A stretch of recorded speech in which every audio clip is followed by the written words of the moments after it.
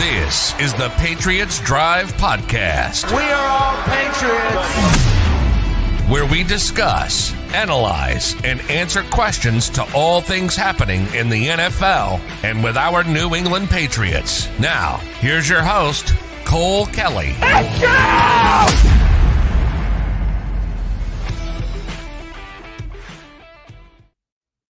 Welcome in to another edition of the Patriots Drive Podcast. The Patriots take on the Indianapolis Colts this Sunday. The Colts are 3-4-1. Patriots are 4-4 on the season. 1 o'clock game, 1 o'clock kickoff in Foxborough. It's going to be at home for the Patriots, and it's supposed to be a beautiful day. 70 degrees. Not a normal, typical November game, so it'll be a good day for some football. But I'm here with my co-host, Jace Campbell. How's it going, Jace?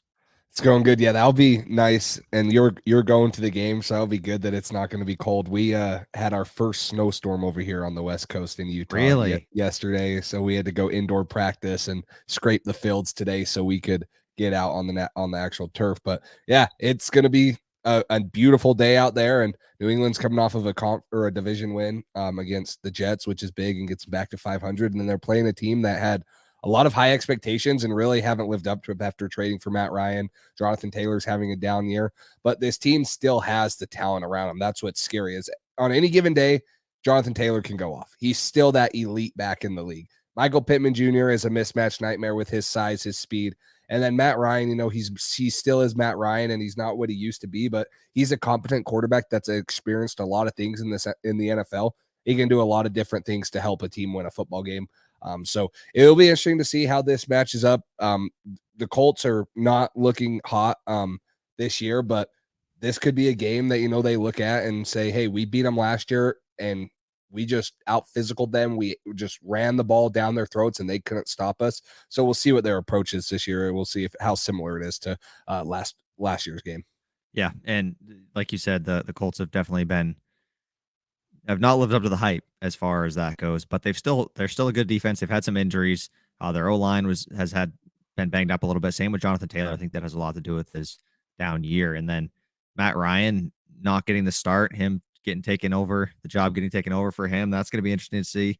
A second-year player who was drafted in the 6th round, Sam Ehlinger, or however you pronounce his last name, getting his second start, his first start on the road in Foxborough. So that is going to be a interesting matchup to see how the Patriots can take advantage of that. And he is talked about as more of a mobile guy as far as he likes to run the ball. He's a physical, tough runner at the quarterback position, but he's also slower than Mac Jones, which is interesting because we don't really think of Mac Jones as being that type of guy, but he runs like the read option with JT. You might see some of that.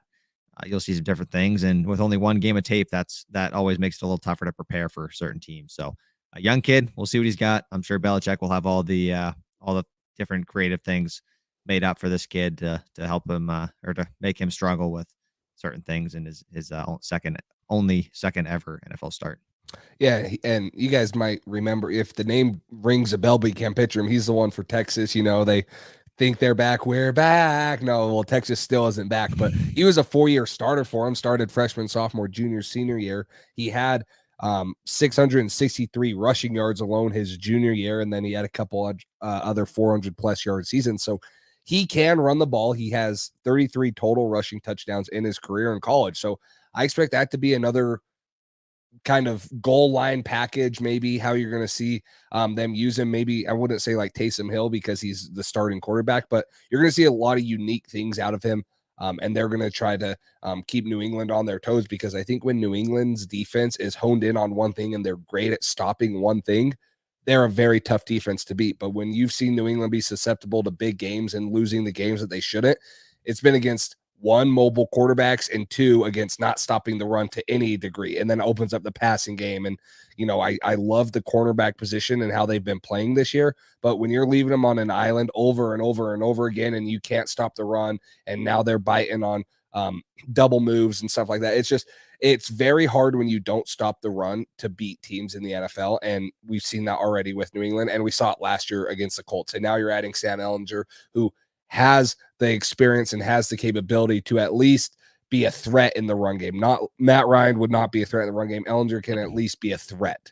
And you already have to worry about Jonathan Taylor, who at any given time can have one of those breakout games. especially with our tackling issue that we've had this year. A quarterback who's tough to bring down. You got to wrap him up.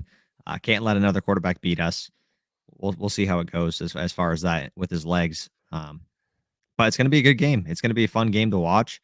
Hopefully the Patriots can get their revenge after Jonathan Taylor had that game-winning run to get the first down late in the game with Hightower, McCourty missing the tackle. He's such a tough physical runner, one of the best in the league.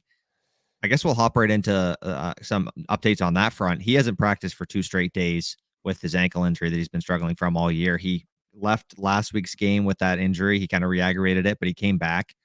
So I don't know if they're just giving him some rest or what the deal there, but that would be a huge loss for the Colts.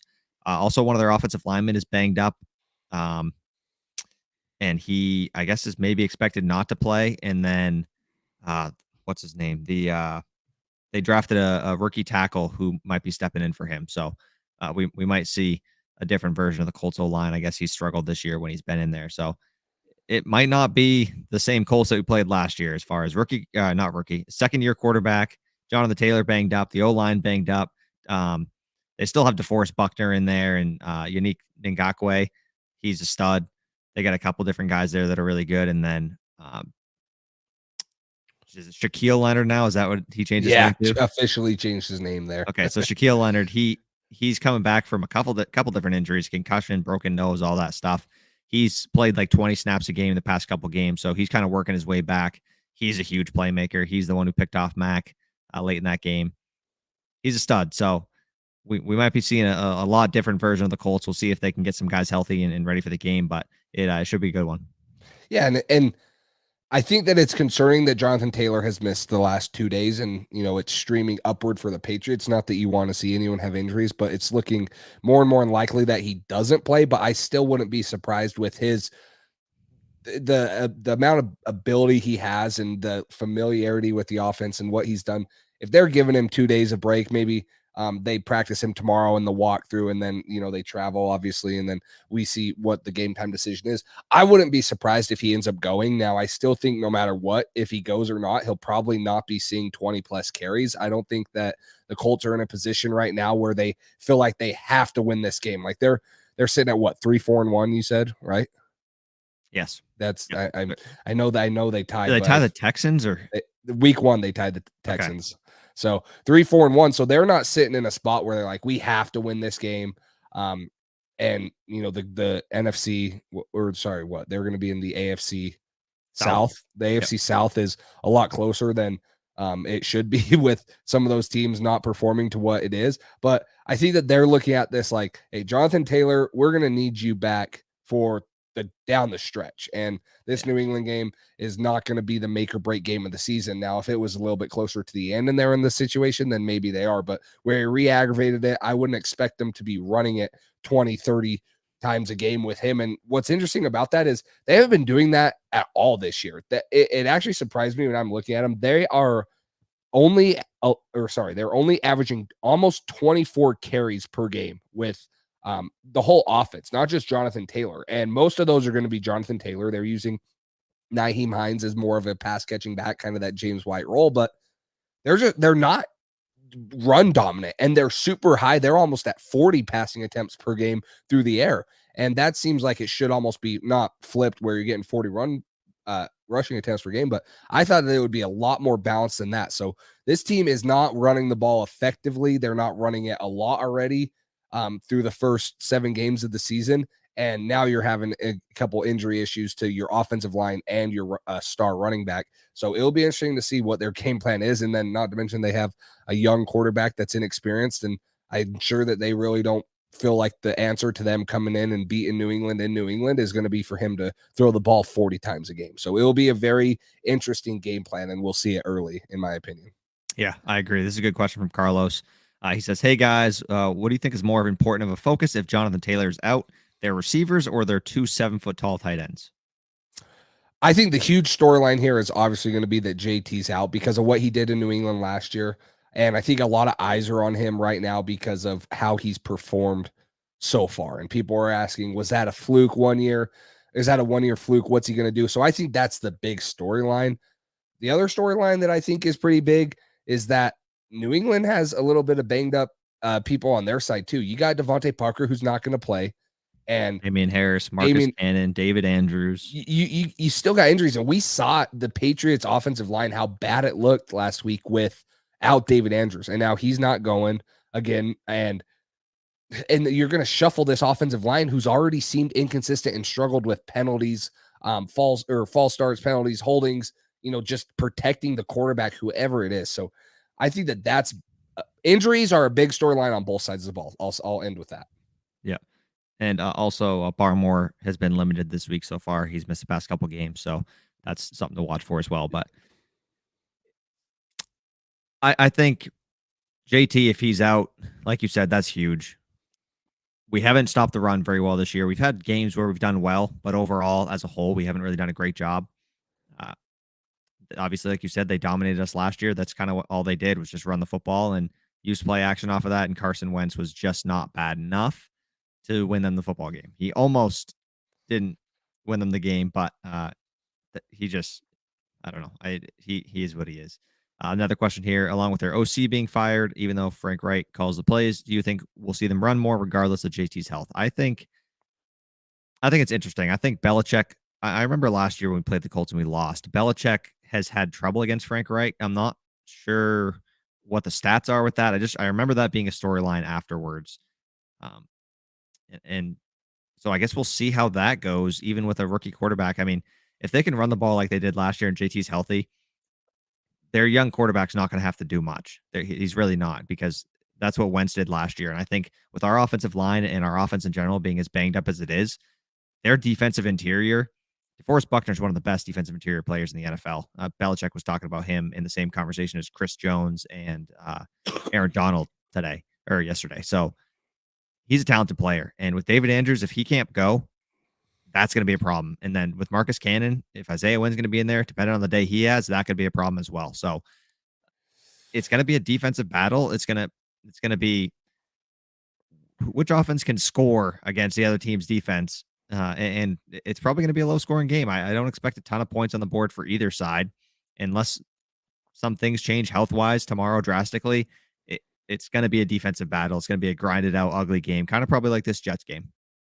Yeah, and that seems to be really the only way that New England can win. So I feel more comfortable in those type of games with the Patriots than I would when you're saying, hey, this is probably going to be a shootout, because at some point I lose faith in the Patriots offense scoring points consistently, just back to back to back to back. And I would love to see that, but we have not seen them continue to score points possession after possession after possession and just feel like they cannot be stopped. It's maybe a possession here, and then the next two, you look horrible, and then you kill yourself with a couple penalties, and then for the next 5 possessions, you get in the red zone, but you only get field goals, and then you end up winning by 10 points when you probably could have ended up winning by 20. So I feel like those favor New England a little bit more. This is also a team, like you mentioned, that is good at they have elite pass rushers on that front seven in their linebacking crew, and this is going to be a true challenge. I think it would be a challenge for the Patriots offensive line if they are fully healthy, and we're not even close to being fully healthy,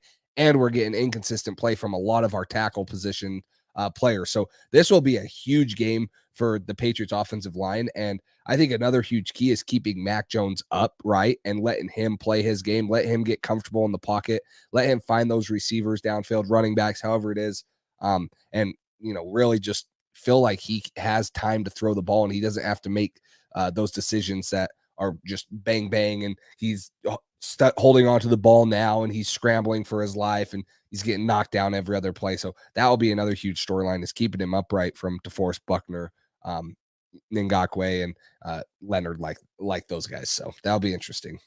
Yeah, exactly. Like that's going to be one of the biggest keys to the game, especially for this offense, is keeping Mac upright, because the offensive line played horrendous last week. And I give Mac a little more credit now than I did then because of how poor the O-line play was. I mean, it was absurd. If they play this poorly again, it's going to be a long day for Mac, and he's going to be on his back probably quite a bit. And this offense is going to be probably punting the ball quite a bit. So the offensive line needs to be better. That's just kind of the fact of the matter. And it's going to be a tough challenge for them with this front seven for the Colts. They're solid. They have a good defense overall. And then we'll see what their offense can do. Our defense is going to have to step up too, especially if Jonathan Taylor is healthy and we're missing Barmore or somebody like that. They're going to have to step up. They're going to have to be physical. It's going to be a long game, and we'll see if they can. We'll see if they're up to the challenge. But the Colts, have been in pretty much every game they've played. I know they're not a great team. This should be a win for the Patriots, but stuff gets ugly in games like this, especially with injuries and stuff like that. So it's going to be a tough, hard-nosed football game for the Patriots. Yeah, and people forget that Stephon Gilmore is on this Colts team, and they are allowing the 8th fewest passing yards per game on defense. They're allowing under 200 passing yards, and we all know the story by New England. Like, if they can't run the ball, they are not very consistent passing the ball. And I still am frustrated that we haven't seen a ton of play action passes for Mac Jones. Let Jonnu Smith, guys like that, just get the ball in their hands right off the bat and let them make something happen with their legs. And so it'll be interesting to see how this offense, who's already down Devontae Parker, how they're going to come out and how they're going to create separation and make easy throws for Mac Jones with that pass rush and these guys that can pin their ears back, and they can stop the run and they can get to the passer and they can get to the quarterback in the rushing game. So there's a lot of scary things about this defense that worries me just because of the struggles alone this offense has had. And you're looking around and you're like, hey, well, we haven't protected Mac really well. Well, these guys have a lot of really good pass rushers. Well, we haven't thrown the ball very well. Well, they're allowing the 8th fewest passing yards per game, and they got Stephon Gilmore, who's not what he once was, but he's still only allowing a completion. He's only allowing a 60% completion percentage, and he's forced he has 6 PBUs and interception on the year. So he's still a very common quarterback or cornerback. And I love Jacoby Myers, but is Jacoby Myers like going to be able to separate consistently on Stephon Gilmore all game? I guess we'll find out. If he does, then Gordon is. Yeah, I hope so. I hope he can take the top off of the defense and get some, but then again, do we have time to throw the ball down the field? So there's a lot of things with this offense that this Colts defense does well is a little concerning for me. Yeah, Carlos says here, Kenny Moore on Jacoby could cause some issues. It's going to be a tough challenge. This secondary is pretty good. This front seven is pretty good. They got a good defense overall. And I think, like you kind of just mentioned, as far as the time we have to throw the football, I think it's going to be one of those things where we need to kind of resort back to some of the stuff Mac did well last year and get him comfortable again and get the ball out quickly, get it out of his hand, get it into the playmaker's hands, involve Kendrick Bourne. He's great after the catch. If you get him the football and try to involve Jonnu Smith, I know we've been saying it forever, but maybe use some RPOs, try some different stuff. I know the Patriots incorporated some more RPOs this past week than they have done recently. So just keep evolving the offense. Maybe bring some stuff back to simpler times when Mac was in his rookie year. Try to take some pressure off him, especially when you know the O-line is banged up, when you know they're going to have a good defensive line causing pressure constantly. Try to do some things to make it easier on Mac and make it easier for this offense to move the ball down the field.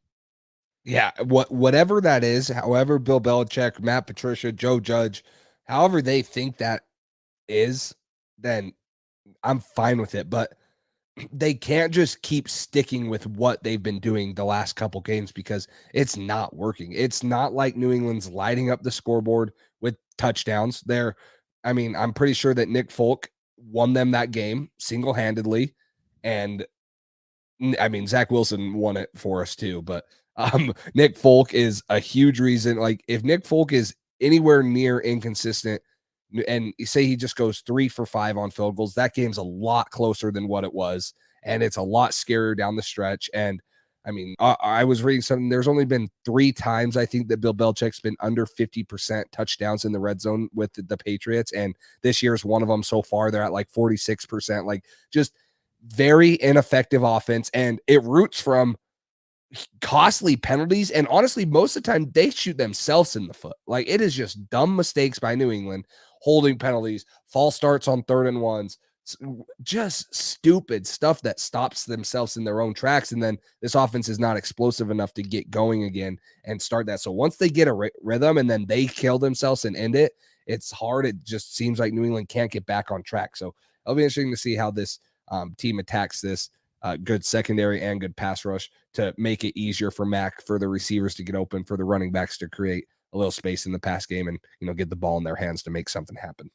And this would be another good game to have Jake Bailey have a good game, because it could be a field position battle like it was against the Jets. If you keep the Colts having the same field position the Jets had last week, you pin them inside the 20, inside the 10 a couple times, that'd be great. I know that's not the most exciting football necessarily. You want to see 50-yard bomb touchdowns from Mac, but sometimes the game is more complicated than that, and you got to do well at different things. And last year, the Patriots special teams killed them against the Colts. The blocked punt for a touchdown was huge.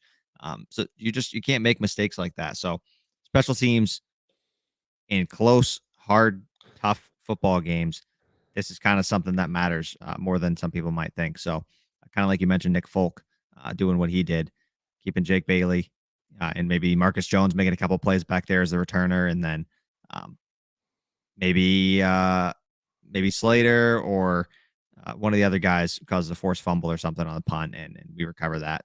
So special teams also needs to be a focus. Play well in all three phases. That's going to be a key to the game as well. Yeah, it'll be huge. So Carlos asks, what are your guys' thoughts on the report that Sam Ehlinger has been with Gilmore all week so he could learn the Patriots defensive concepts? I didn't hear this report. I didn't either. But I mean, it's very, very hard, and Bill Belichick knows how to defeat and deceive rookie quarterbacks. It's going to be very hard for him, even staying with Stephon Gilmore for a week and studying with him, to understand the in and the outs. And then when live bullets are flying and you got 75,000 people screaming at you on 3rd and 5 because they're trying to get off the field and support their team, it's a lot different. Now, it might help him in a couple situations. He might be able to give him some keys and say, hey, Bill really likes calling this and this and in this situation, and he calls this to take away this. So maybe when you're getting this look to the backside, how he teaches the corners to play certain routes. I can see that stuff helping him more, but I don't believe that Sam Ehlinger, who's a very young, inexperienced guy in the NFL, is taking that much time to learn the Patriots defensive schemes, and it's gonna help him to come out and be effective against the Patriots defense. Now, if he does, then props to him, and he's a very smart quarterback, but there's not many guys that can do that, and the NFL is an ever-changing game. Bill Belichick's going to know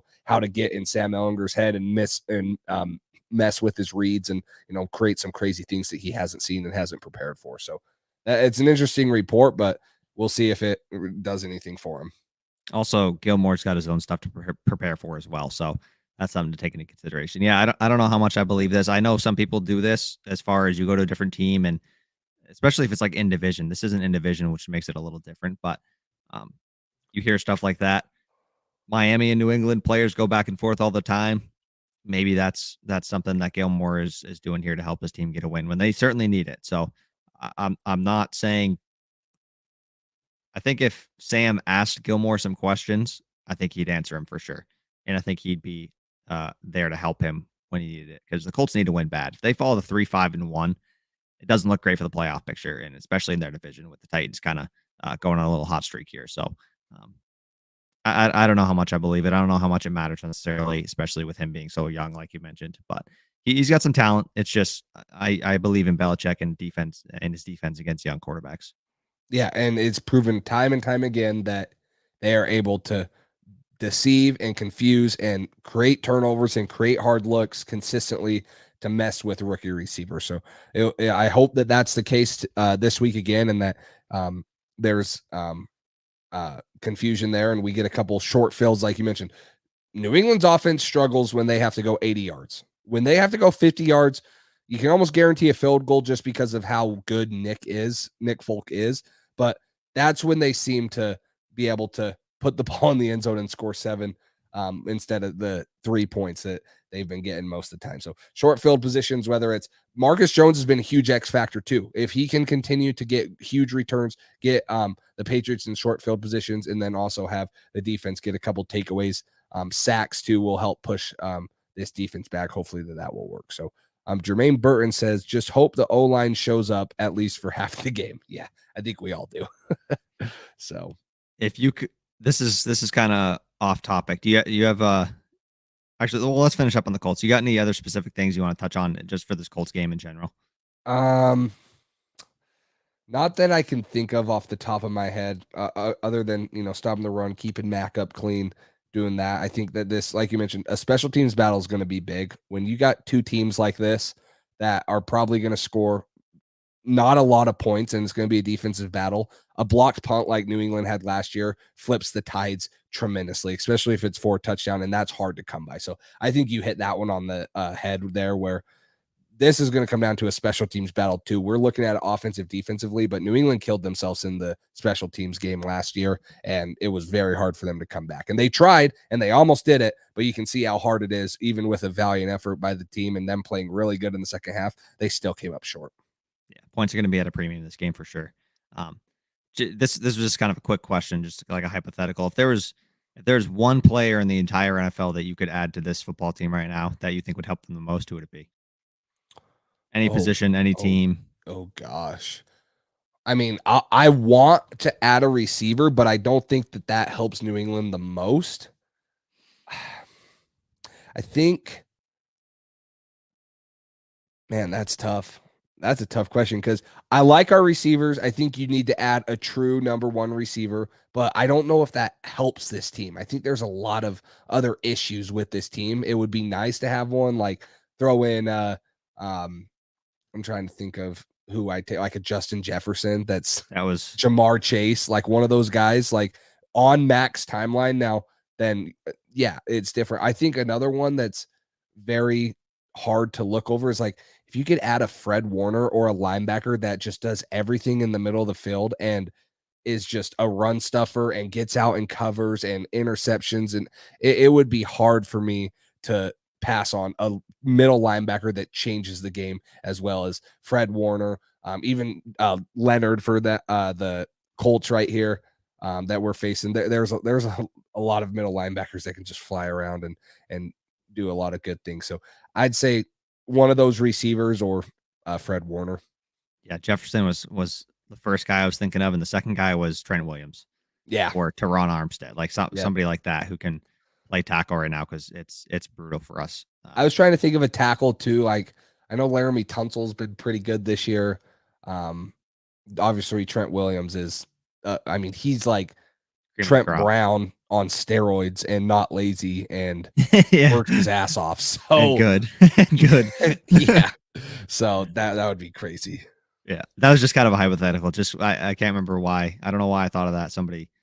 One of the questions somebody popped up. Give me Kyle Juszczyk, bro. I want a fullback. Jakob Johnson. Give me Yak back. Oh yeah. What about I heard there's this good receiver in Chicago named like N'Keal Harry something. I think we could use him. I think it's Henry. I think it's N'Keal Henry. You're right. That makes a little more sense. I was gonna say okay. Yeah. He seems like he'd be good. And I think he was a first round receiver. So I think he was too. Yeah. He could have gone higher. He probably should have gone like top 10, but yeah. Whoever N'Keal got Henry him in the draft stole him, bro. At 32. Oh boy. So yeah. But yeah, so I just that kind of thought popped in my head about just kind of the needs on this team right now. We just tackle. I know people have talked about moving Isaiah Wynn to guard and moving Michael Onwenu back out to tackle, which I like, but I just don't like shuffling the line this late in the season. And Michael Onwenu has talked about how much he values being at one spot the whole year. It's been huge for him, and he's been tremendous. He's been with a great guard this year, so he's doing a great job. I don't want to mess with him too much. Marcus Cannon is he's just getting old. He's just not as good as he was. He's a little slow. Isaiah Wynn, I mean, I don't even know what to say about him at this point. He just isn't good. He's so streaky. Like, he's a talented player, but he just sometimes he just looks like he just wants to escort the guy to the quarterback, and you just can't count on him to. He almost like pushes him into the quarterback. He's like, oh, here you go. Go get him. We still need a receiver, a number one receiver. I can't hammer the nail on the head enough with this. Just you see the improvement. I saw a stat today from I think it was Evan Lazar that last season in EPA, Tua was 21st in the NFL. This year, he's first. New offensive coordinator, new head coach who's offensive minded. Tyreek Hill, Teron Armstead. Right? Is that who they signed? Yes. From the Saints, Teron Armstead. Yep. Yes. Time in the pocket, a number one dominant wide receiver, offensive minded coach. A good coaching. And this offense has been way better. Joe Burrow, you saw what Joe Burrow did against the Browns, who Bailey Zappi carved up. Joe Burrow did nothing without Jamar Chase that game. Nothing. That shows you how valuable a number one receiver is to an offense. It is. It's just the offense was what did they have? Like 40 points against whoever they played, the Falcons or whatever it was. Jamar had like 3 touchdowns in the first half, something crazy, 2 touchdowns and a bunch of yards. That offense was rolling, and they come against the Cleveland Browns, who Bailey Zappi threw for 300-something yards, and Joe Burrow couldn't do anything against that team without his number one weapon. Jalen Hurts balling out with A.J. Brown. We keep touching on it, but it's such a huge thing, and these guys don't hit free agency. There's nobody you can sign a free agency. You got to make trades for these big name players, and Justin Jefferson would be a pipe dream, but he's not going anywhere. But it's stuff like that. You got to make a move to set up your quarterback for success. And you're telling me if Mac Jones didn't switch offenses with Tua that he wouldn't be just as good, if not better. That's what I believe. So I just think he's been put in a bad situation. Well, and the other thing that I saw from Evan Lazar this week was it's like the third year guys always get receivers in their third year. You had Stephon Diggs going to Josh Allen. You had Tyreek Hill going with Tua. You had A.J. Brown going with Jalen Hurts. So I know a quarterback that's entering his third year next year. I mean, that would be kind of convenient if New England wanted to look at that stat and look at how all those quarterbacks are doing right now and some of the best offenses in the league. I think that would be great. Don't you? I think that would be perfect. Well, then let's do it. But yeah, it's and then the other thing, I mean, I could go on about the Patriots improving their roster for 40 minutes alone just on the draft. But what scares me, and it doesn't scare me because if you have to take a first round offensive tackle, you have to do it and you have to protect Mac Jones. But right now, the way Bill Belichick drafts and the way this offense is looking, we got 2 huge holes at both tackle positions. And this is a pretty solid draft class for the first round of tackles. You got Peter Skoronski, Broderick Jones, Paris Johnson Jr. out of Ohio State. You got guys up there that can be like, and maybe they're not even there when the Patriots are picking. But my point is you got guys up there that you could take and could be foundational pieces to protect Mac Jones on the offensive line. But now you're saying, well, you're still not getting Mac that number 1 receiver unless you go out and trade for him, or you're still not improving on a first round linebacker, or there's so many holes in this position. And New England has a ton of draft capital, and New England hits on a lot of their late round draft picks. They have a second round pick. That Carolina pick that we got in the trade where they took Matt Corral last year is just looking better and better. We're going to get a pretty good comp pick for JC Jackson. So I don't JC Jackson. I'm not sure since he's out for the season. I think the best we'll get is a 4th for him now instead of that early 3rd like we would have, just because of some with the formula. I saw a tweet about that from. It doesn't go off of. I thought it goes off a contract. It goes off performance. I think it had something tied to like play time, as well, like with a percent of snaps you play, or I don't know, something like that, where him being out for the rest of the year apparently makes it so we can only get a 4th round pick. I'm not 100% positive, but I thought I saw a tweet from Pat's Cap about that after he had his injury. Well, screw JC Jackson for that. But still, we'll get a 4th round pick. We got an early 3rd round from the Panthers. Yeah, that you were just talking about. Sorry, keep going. You're gonna be able to improve your roster, but yeah, those are going to be pieces that probably they're going to come in and they might get significant minutes or significant playing time in year 1. But are they going to make that big of a difference? Are they going to make a Tyreek Hill type of difference or a Stephon Diggs type of difference? Probably not. And Bradley Chubb. Yeah, right. And me and you talked about this when the trade happened, but the Jaguars going out and who's going into their third year Who's going into their 3rd year next year with Mac Jones?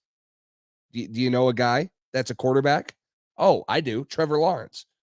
What do? They go sign Christian Kirk and they go trade for Calvin Ridley when, in my opinion, his value is at an all-time low. He's suspended. He's not going to play the rest of the year. You get a 4th round pick for a dude that was a 1st round pick 5 years ago and a dude that's been a 1,000-yard receiver for 3 years in the NFL and an established receiver. And he's only getting paid, isn't it, $10 million? He's due next season? Yes. Very cheap contract. He's not close to the $22 million they play Christian Kirk. And so, yeah, we can sit here and be mad that New England didn't trade for Calvin Ridley. But the matter of the fact is there's guys being moved and there's deals to be made. And teams are always considering what's the next move for us. Do we have to get rid of our superstar player because he's not going to re-sign her? Do we just need to take the 4th or 3rd round pick that we're going to get? New England needs to find one of those deals at whatever position it is. It can be an offensive tackle. I don't care. But you got to find a guy that you can trade for that can come in and be an immediate impact. And then you can draft the young guys in the draft. But you can't fill all of these holes that New England has through the draft. As much as I'd like New England to do it, you can't fill it because there's going to be guys that are going to bust. There's going to be guys that are going to get hurt. There's going to be guys that are going to take 3 years to develop. And although I believe you build through the draft, immediately you don't improve right away through the draft. So that's my opinion on that. And I hope New England does something and they have a lot of cap space next year and they move some pieces. And, they should have moved on from Isaiah Wynn and Nelson Aguilar to get off that contract. Now they're probably not going to get nothing for those guys. So that will suck. But there's a lot of ways this team has to improve in the offseason. And I think that we just keep seeing it game after game after game, what positions need, improvement. And I'm not in the same mindset as the Rams or 49ers where you just don't use any picks and you just trade them all. Yeah, but not at all. No. Miami has done a great job of collecting assets, getting picks, and using them for players that are established and proven in the league. There's no reason that we couldn't give a first-round pick for A.J. Brown. There's no reason we couldn't give a first-round pick for Tyreek Hill. There's no reason we couldn't give a first-round pick for Bradley Chubb. Like, there's teams going out, giving first-round picks. You think the Titans regret trading A.J. Brown for a first-round pick? Basically, A.J. Brown for Treylon Burks. A.J. Brown is balling. Yeah. He is balling. He's a great wide receiver. He makes a huge difference in an offense. It's just, especially if you have trouble drafting, sometimes it is okay to trade draft capital for an established, proven superstar and pay them to be here. Especially in today's NFL, when you need people, you need weapons, you need to be able to beat teams in shootouts like the Bills, like the Chiefs, like teams like that who can score a lot of points. If you don't have any offensive weapons, if you don't have any superstars, it's going to be a long season. And we don't. And Belichick does not want to invest in any. And that's what's frustrating. We don't use high draft capital. We don't trade up for star receivers. We don't trade for established receivers to pay anybody. Nobody in free agency. Like, he's bargain hunting at all times. And you can't do that at every position all the time. It doesn't work. Yeah. It doesn't. It honestly hasn't worked for New England since Brady left. It's been very mediocre talent. And I think Bill is he's that good of a coach that he can mask some of that missed talent. But as spoiled as Patriots fans are and as unrealistic at times where they think that we should be 13-3, or people were saying that we could be 14-3 or 13-4 this year. There was at no time and no way that New England had the talent on this roster to be a 13-3 team. I think we were optimistic at 9-8. Yeah. Looking back on it now, I agree with you. And I still think we get close to 9-8, but I don't think this team is that good as a 9-8 team, in my opinion. There's a lot of holes on this team, and coaching is going to take us a long way. Coaching is also not going to take us a long way at certain positions, but there's not enough talent on this roster to continue to play with some of these teams. And it's just continuing for New England, and they're just not getting better. So, yeah. What's up, MA football guy? This is a good question from Carlos. Hypothetically, who on this current roster would earn 1 or 2 first-round picks in return in a trade? Jeez, kind of like how Miami flipped Laramie Tunsil. Judon. I think Judon is the clear-cut one that probably would at least get you a first. I don't know if we have anyone on the roster that gets you 2. I don't think so. Because I think Judon's getting a little bit out of age, or a little bit older. I mean, even if, and I don't think New England's trading Mac Jones, but people are talking, oh, he's going to be made available. I don't see teams paying a first-round pick for Mac, so then it's just a waste. I don't know. I really don't think. I don't know if there's anybody else who teams would give a first-round pick for other than Judon. You could argue maybe Barmore. I thought Barmore, but I don't know. Defensive tackle, I don't know. I don't think that you're going to get one for Ramondre just because he plays running back, and you know how the NFL views running back. There's definitely not a receiver that I wish that there were reports what the market was for Kendrick Bourne and those guys that New England at least looked at shipping according to reports. I would have liked to have seen what teams were offering. Not that I would have been willing to move them, but I would have been willing because, in my opinion, I think that teams were offering maybe a fifth at best for one of those receivers. Yeah, I don't think it was much. And it's not worth it at that point, but I would have at least liked to have seen who was bidding and what their highest asking point was. But I don't think there's a lot of first round players on this team that can be traded for a first round pick. I think you could have got a second or third for Jacoby. I don't want to trade Jacoby though. I'm not saying that, but I'm just saying I think you could have. That's probably the next guy that maybe you could get depending on the situation. Probably a third, maybe the third. I would say a Winu, but shit, we traded Shaq Mason for a fifth. So what is Bill just going to trade him for a sixth, bag of chips? Wasn't it? It was. I think it was Tampa Bay's fifth. Okay. Jeez, that was so.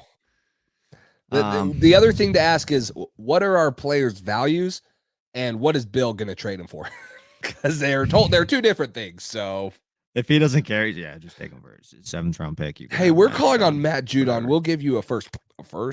I was thinking a fourth, but yeah, we'll meet in the middle at a third. Yeah. What? Yeah, come on. So that I think that is a very good question by Carlos. I don't know if we have many people. So no, which is sad. But there's a lot of people I would give a first round pick for on other teams. I can tell you that. So I don't know. Yeah. Some of the things seem a little old school. It's how Bill is. I wish he would do something splashy. Like when's the last time? Like I know we had a lot of money, but when's the last time that you truly were like, wow, Bill just made a big move like in the trade market? Like Brandon Cooks was kind of exciting, but that wasn't like. Yeah, that wasn't like Tyreek Hill. That wasn't like AJ Brown. Like what, Randy Moss? Like it's like. I think the most remarkable move Bill's made in the last couple of years is trading a retired Rob Gronkowski for some draft picks. Wasn't like a 4th round pick though. Yeah, but that's what I'm saying is like you're trading a retired dude because look at who else he traded for. Mohamed Sanu for a second. Yeah, okay. You get Brandon Cooks and you just trade him away. Now you get a first rounder out of it. But then who'd you take with that first rounder? I'm pretty sure that's the year they took Sony Michel and Isaiah Wynn because they had those 2 firsts. So, I mean, Sony Michel ain't on our roster anymore, and he did help us win a Super Bowl. But Isaiah Wynn, we all know there. There's not many. There's not. I mean, what Gilmore? What did we get for Gilmore last year? Did we get a 6th? Yeah, like. A dude that's coming off an injured season but was a defensive player of the year a couple of years ago, we get a 6th round pick for. And we haven't brought anyone into the trade deadline that's been significant. So I don't know. It's been, I can't think of one. I can't either. Let me see. Gilmore. I mean, in any of the draft day trades, most of them are trades back. 6th round pick. For Gilmore? To the Panthers. Yeah. So we have their 6th round pick and their 3rd round pick this year. There we go. Woo-hoo. Unless we traded that 6th round pick for something. I don't know. Yeah. Who knows? So, let's answer this question. We'll answer a couple more questions and we'll get in. We have a couple over under picks before we get in or before we head out. But MA football guy, you kind of hit on this, so I'll let you hit on it. But do you guys think we'll see more RPOs and play actions this week? And offense has been way too predictable. I think so. I think we saw them, like I said earlier, try to involve RPOs a little bit more, get them more involved in this game. It's something that Mac Jones did well at Alabama, and I think that's something he's comfortable doing, and it gives you some easy reads. Matt Castle broke down some of the RPOs from the Patriots last game, and how they make it easy for a quarterback. It simplifies the offense a little bit on those plays where you just have to read the outside edge defender, whether he's playing the run, playing the pass, what he's doing, and you have different things off of that you can mess with. So I think, using more play action, using more of the quick passing game, using more RPOs, making some easy throws for Mac and letting the playmakers do their thing. So I would love to see more RPOs and play action and make this offense easy for Mac Jones. Get him back going, get him back confident, and get this offense rolling. Yeah, and we've already seen an upward trend. It hasn't been too much, but Mac Jones in I'm pulling these up week by week since that's how PFF works.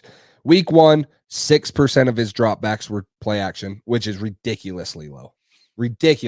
Like that's 13% week 2.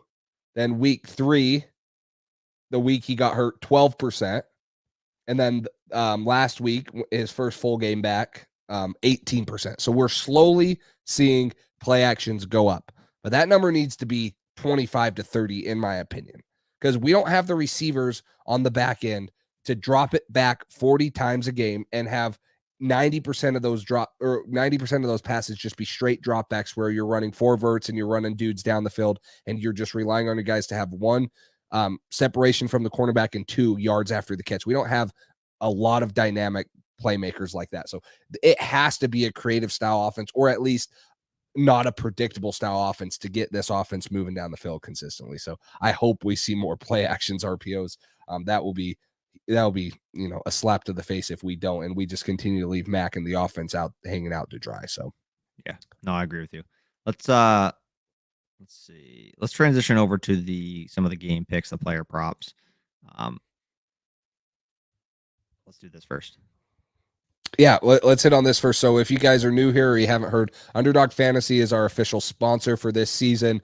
If you guys download the Underdog Fantasy app or head to underdogfantasy.com and use promo code PATSDRIVE, which is on the screen or in the link below, you guys can get your first deposit up to $100 matched. And obviously we would appreciate all the support for the channel if you guys use that, and then you guys can continue to play along, do weekly pick'ems with us like we're about to do right here for the Patriots game coming up. You can do football, basketball, baseball is almost out of season. You got hockey, you got any sport that's coming up. And the cool thing about it is it's legal in 41 of the 50 states. So it's not like a sports book where you're probably going to be out of luck depending on where you live. You're most likely going to be able to play. So if you guys are into that, make sure you guys download, again, underdogfantasy.com, or download the app on the App Store and use code PATSDRIVE at checkout. That will be a big help for us, and we would love to play with you guys on some of these things and have a little competition and winner take all or stuff like that. So make sure you guys download that.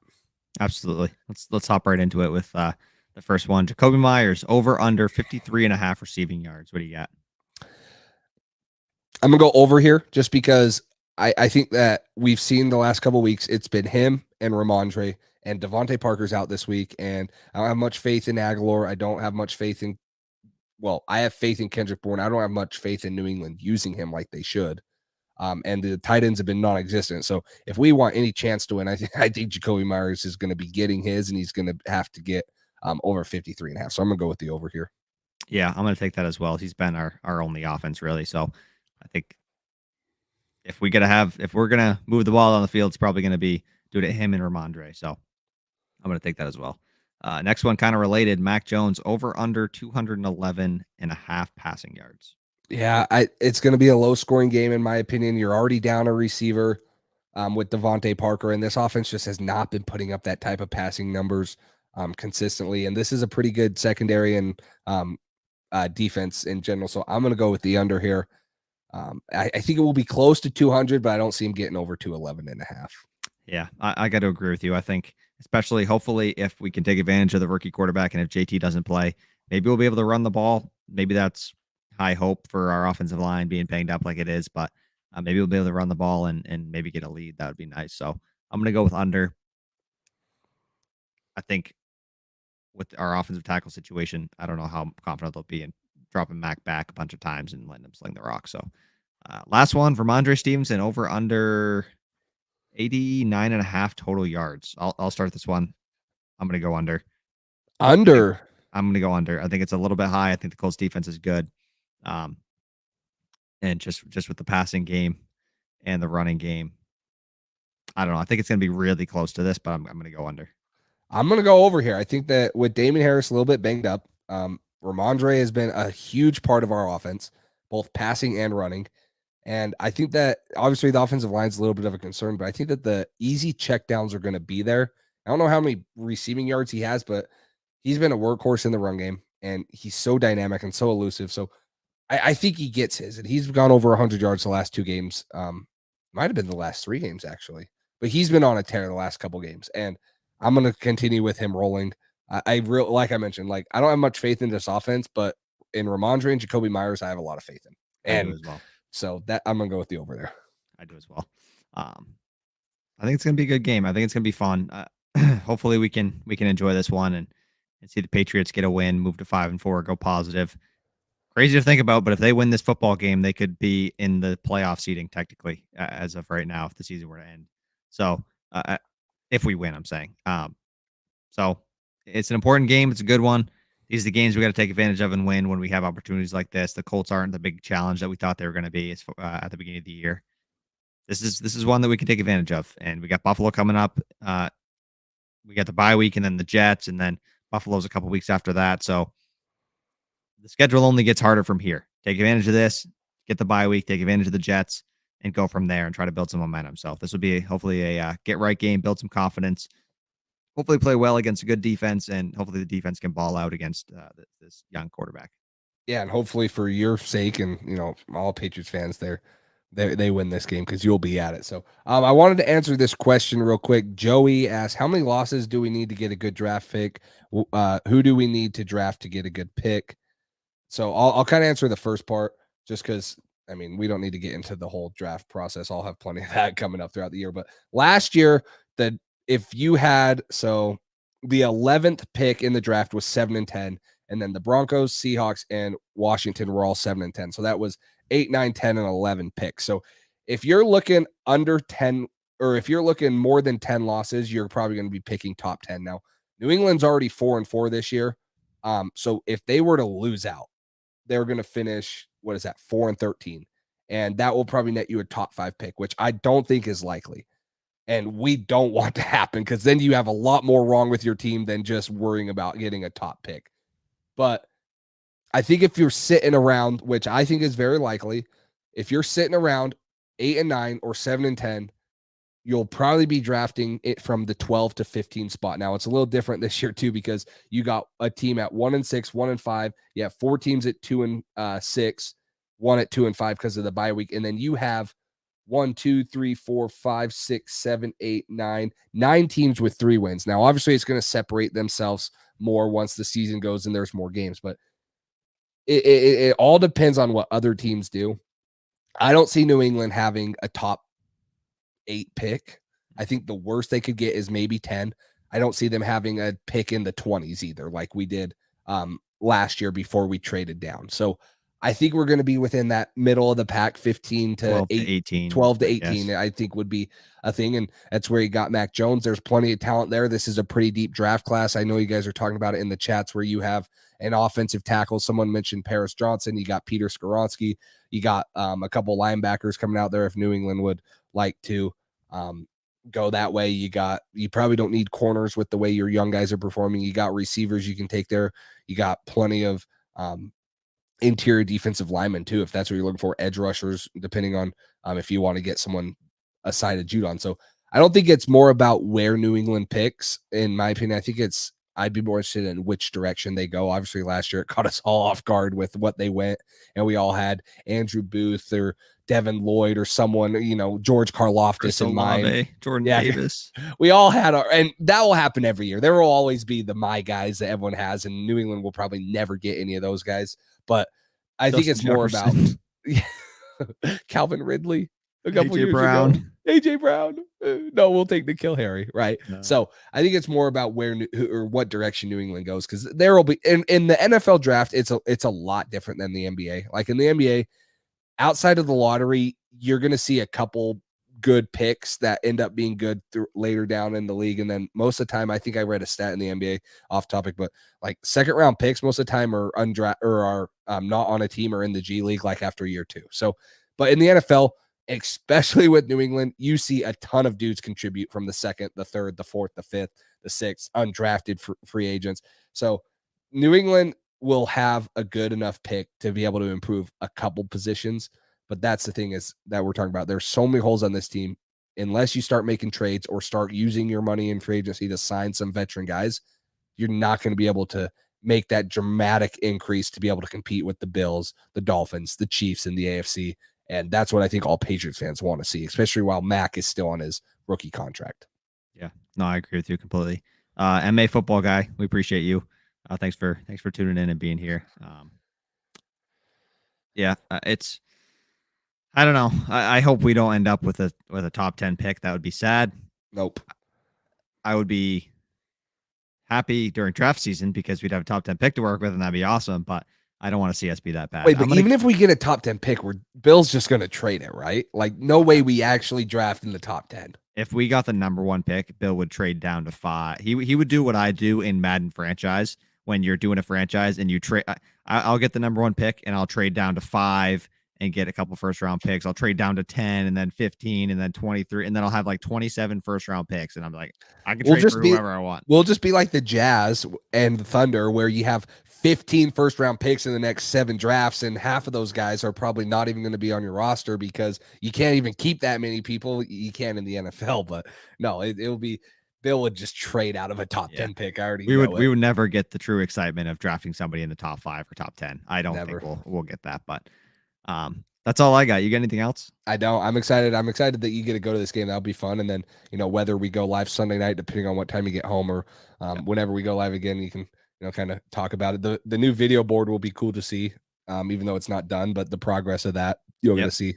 I saw it this summer in training camp there in the construction. Yeah. So it'll be good to see the progress they've made from then to now. So I'm super excited. It's going to be an awesome game to go to. Pats Colts is always fun.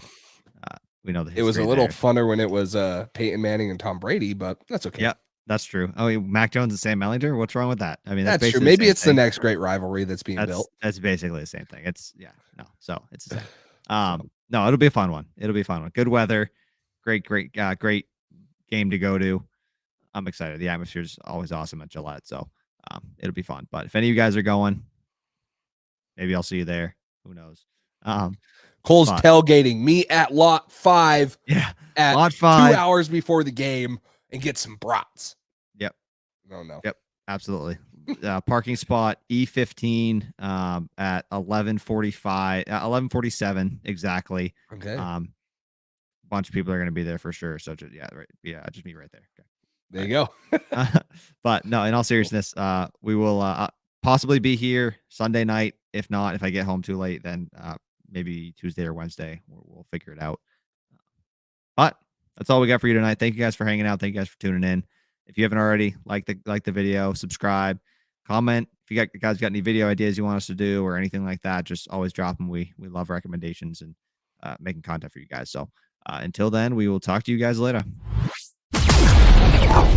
Thanks for listening to this edition of the Patriots Drive podcast. Follow us on social media to stay up to date with all things New England Patriots. Make sure you tune in to the next episode and check out patriotsdrive.com for more great content. We're on to Cincinnati.